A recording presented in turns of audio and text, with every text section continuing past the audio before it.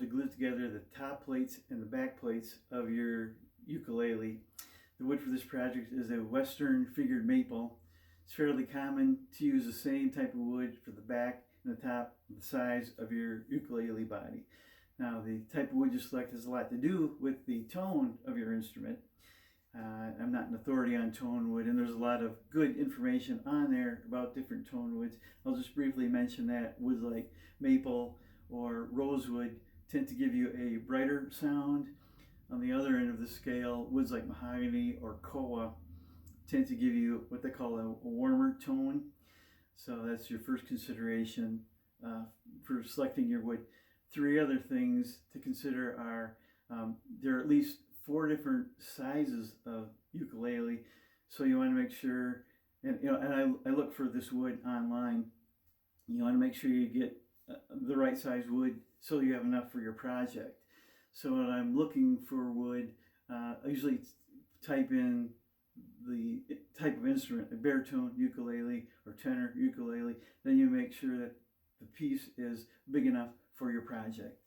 The next thing is, if you are new to instrument building, this is your first project, the figured woods are much more difficult to work with, and so you might want to look at something like mahogany, which is a little bit easier, especially when you're thinking of bending the sides. You might be thinking, well, how do you know that? Well, thank you for asking. With the highly figured woods, especially when you're bending sides, it's really easy to crack them. Because of the figure in the wood, they don't tend to be as forgiving and easy to bend as some of the other woods. So you might be better to select a non-figured type of wood for your first project. And which brings me to my last comment. Don't spend a lot of money on the wood for your first project. This wood was not highly expensive.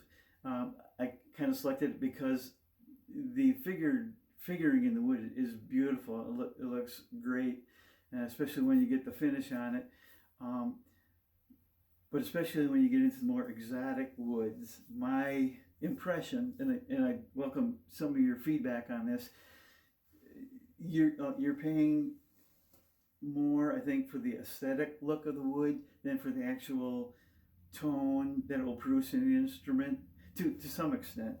I mean, there are some woods that are definitely better tone woods than others, but we want you to get an instrument that's functional and that's not going to leave you highly frustrated. So those are the main considerations. So what we're going to do, we have these pieces and they're book matched, which means they were cut from a single slab, and when you open them up, they're a mirror image of each other. You can probably see the image of the instrument on there. And what we want to do, we want a seam in the middle. We don't want any light to shine through there. We want it to be perfectly flat against each other. So what I'm going to do, I'm going to take these, I'm going to run them through my table saw with a fine blade and see what kind of fit I can get. And if that doesn't work, I'll do some sanding on them with my belt sander and see how that works. Okay, well, I ran the soundboard and the back through the table saw. It didn't quite get me a seam that was as good as I wanted, so I'm going to use my belt sander and use the guide just to touch them to the belt briefly. I have 120 grit sandpaper on here, so I'm going to clean it up with the belt sander.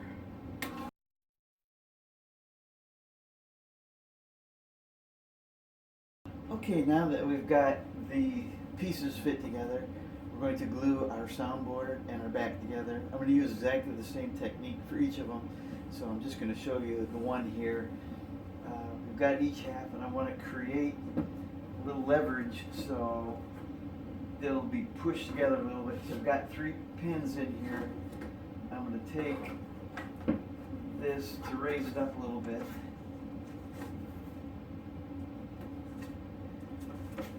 3 pins in the other side here.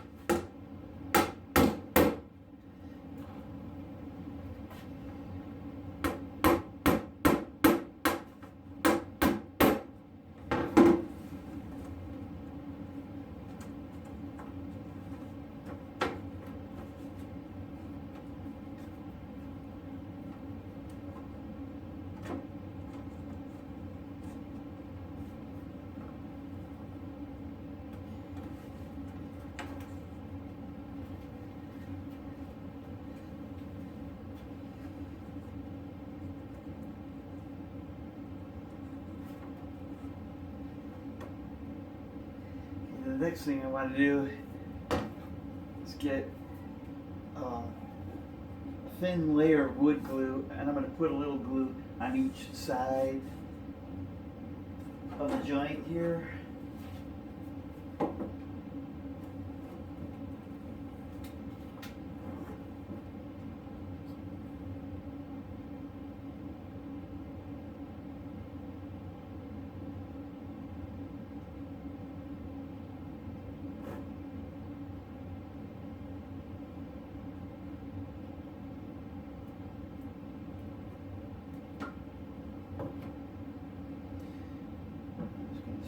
Spread it out a little bit.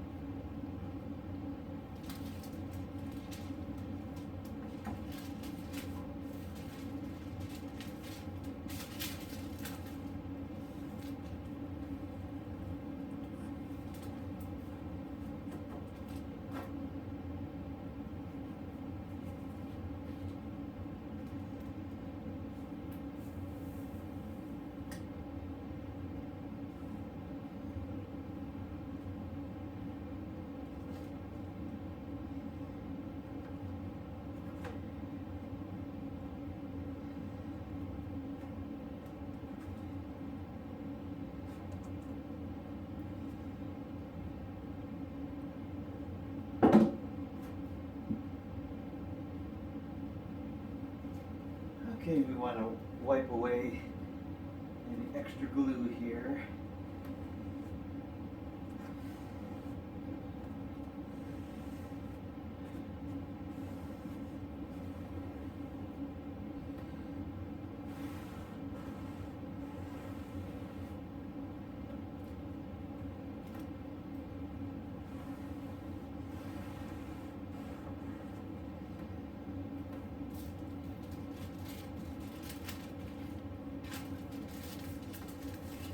Put this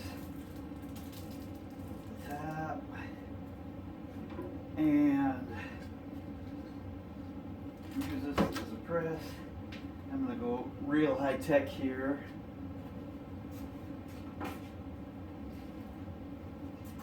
Use these paint containers as weights to hold it down.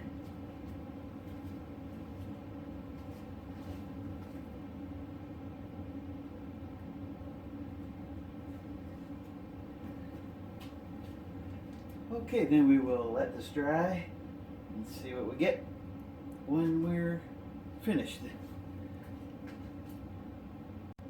This looks like your type of project, or even if you're just interested in the process of acoustic instrument construction, don't forget to hit subscribe and ring the bell so you'll get notified of the next video in our series.